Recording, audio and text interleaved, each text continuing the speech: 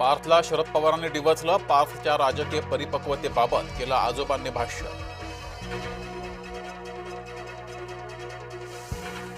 आईची उमेदवारी भरण्यासाठी पार्थ हजर. राज्यसभेची शपथ पार्थ पवारनं टाळली.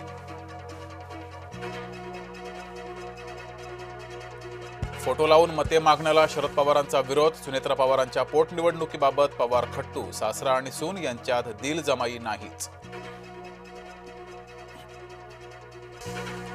बारामती पोटनिवडणुकीमध्ये काँग्रेसची उडी. आकाश मोरे यांनी बारामतीतून भरला अर्ज.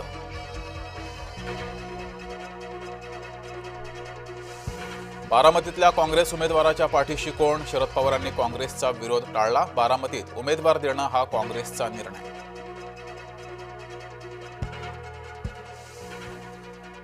अजित पवार विमान अपघाताच्या एफआयआरचं काय झालं? प्रदेश काँग्रेसचे वरिष्ठ प्रवक्ते अतुल लोंढे यांचा भाजपावर निशाणा. बारामती हा पवारांचा गड. काय निकाल लागणार ते माहीत. संजय राऊतांची प्रतिक्रिया.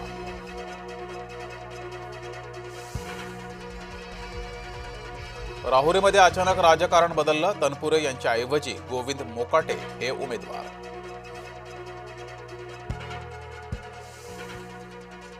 प्राजक्त तनपुरेंना शांत बसवण्यासाठी फडणवीसांचा प्रयत्न. चव्हाण विखे यांची तनपुरेंसोबत बंद दाराआड चर्चा. लक्ष्मण हाकेंची बारामती पोटनिवडणुकीतून माघार. दत्तामामा भरणेंच्या शिष्टाईला यश.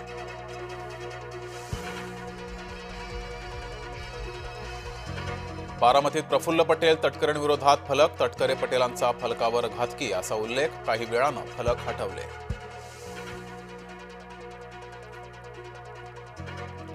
खरात विरोधात लढाईचं सोडून मला प्रश्न केले जात आहेत. सीडीआर वरून टीका करणाऱ्यांवर दमानिया संतापले.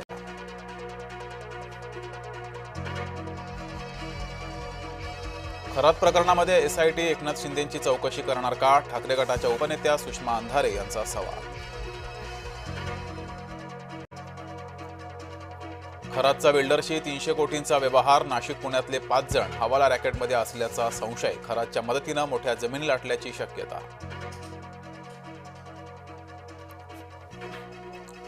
बंधू अशोक खरात प्रकरणी महिला अधिकारी रडारवर. तपासात तत्कालीन महिला अधिकाऱ्याचा संबंध समोर. सूत्रांची माहिती.